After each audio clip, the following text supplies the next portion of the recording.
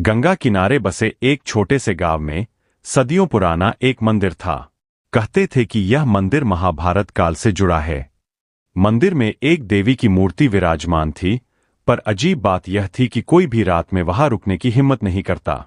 गांव के बुजुर्गों का कहना था कि जब युद्ध समाप्त हुआ था, तब यहां एक योद्धा की आत्मा बंध गई थी। वह आत्मा शांति नहीं पा सकी थी और रात ढलते ही मंदिर के प्रांगण में घूमती थी। लोगों ने उसे देखा था, लंबा कद, युद्धसा कवच, आंखों में जलती हुई अग्नि और हाथ में खून से भीगी हुई तलवार। गांव वाले कहते थे कि वह आत्मा हर आने जाने वाले से पूछती, क्या तुमने मेरा वचन पूरा किया?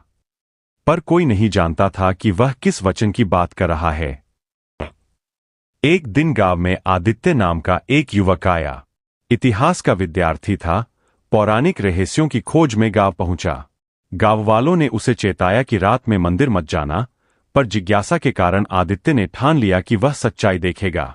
आधी रात को आदित्य दीपक लेकर मंदिर पहुंचा। जैसे ही उसने प्रांगण में कदम रखा, एक ठंडी हवा का झोंका आया। अचानक घंटियां अपने आप बजने लगीं और वहां वही योद्धा प्रकट हुआ। कंपकंपाती आवाज में उसने वही प्रश्न किया, क्या तुमने मेरा वचन पूरा किया? आदित्य ने साहस जुटाकर पूछा, कौन सा वचन? तुम कौन हो? योद्धा की आंखों में आंसू आ गए। मैं अभिमन्यु का सारथी हूं।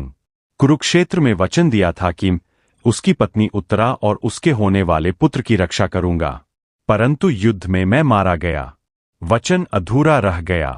आत्मा को मुक्ति नहीं मिली। आदित्य यह सुनकर हिल गया। उसने इतिहास पढ़ा था, उत्तरा और उसके पुत्र परीक्षित की रक्षा स्वयं भगवान श्री कृष्ण ने की थी। उसने कांपती आवाज में कहा, तुम्हारा वचन अधूरा नहीं रहा। श्री कृष्ण ने स्वयं उत्तरा और उसके पुत्र को बचाया। परीक्षित ही आगे चलकर हस्तिनापुर का राजा बना। तुम्हारा धर्म पूरा हो गया। योद्धा की आंखें चमक उठीं। धीरे धीरे उसकी तलवार धुंधली होने लगी, कवच मिटने लगा और एक शांत मुस्कान के साथ वह आकाश में विलीन हो गया। मंदिर की घंटियां रुक गईं। वातावरण में एक अद्भुत शांति फैल गई।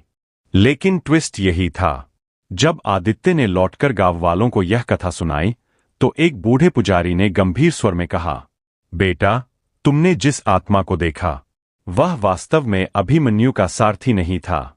अभिमन्यु के सारथी की मृत्यु युद्ध में नहीं हुई थी, वह तो वृद्धावस्था में मरा था। शायद वह आत्मा कोई और है, जो आज भी वचन पूरा होने का इंतजार कर रही है। आदित्य स्तब्ध रह गया। क्या उसने आत्मा को मुक्ति दिलाई, या वह किसी और भटकी हुई आत्मा के छलावे में आ गया?